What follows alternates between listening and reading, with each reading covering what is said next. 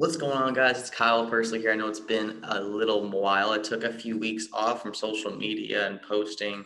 Just needed that detox time to reconnect with myself, right? It's always important for you to disconnect from media because it can influence you in good ways and even in bad ways. So thank you all for just staying patient, and I'm happy to be back. And today's lesson, I want to talk about how you can come up with their brand name. The reason why I want to talk about this is because I had a call with a client, and that client at Annuities on Autopilot. If y'all don't already know, I'm an agency owner that works with financial advisors and life insurance brokers, generate more annuity appointments on Autopilot. And the thing is, we deal with clients from a branding perspective, a marketing perspective, and a sales perspective. So we have this whole type of thing, which is really, really cool. And he was struggling to come up with his brand name. And here's what I gave him in ways to take action. Okay. So the first step was, okay, making him understand branding is how you want someone to feel, and marketing is simply how you relay that message. Okay. So branding, I talked to him, the thing is, you're a life insurance broker. And when you're in this industry, there's many of you guys. What's going to set you apart from the rest? I asked him, are there any personal stories that made you get into that industry? He explained different things. He actually had 3 different angles. And here's what I instructed him to do next after he gave me those 3 angles of why he joined. His personal story is to create videos that actually help him tell his audience why he wanted to help people, in essence, create indestructible wealth and manage their finances to take them to the next level. And when he creates those 3 videos, what's going to happen from that point on is be okay first and foremost with open loops.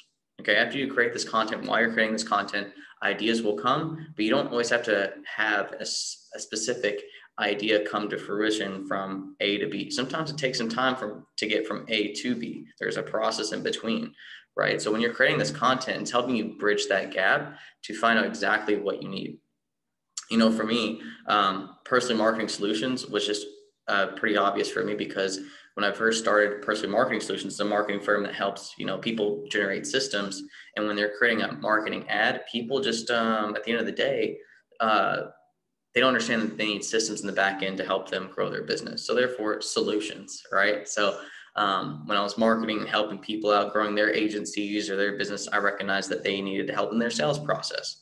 So therefore, I created Pursley Marketing Solutions. We have this whole tagline of learn, adapt, execute, overcome, because it's not just life advice, it's also business advice. When leads are not being followed up with, you have to adapt and create a system in there. And then when they're not being closed, you have to work on your sales presentation.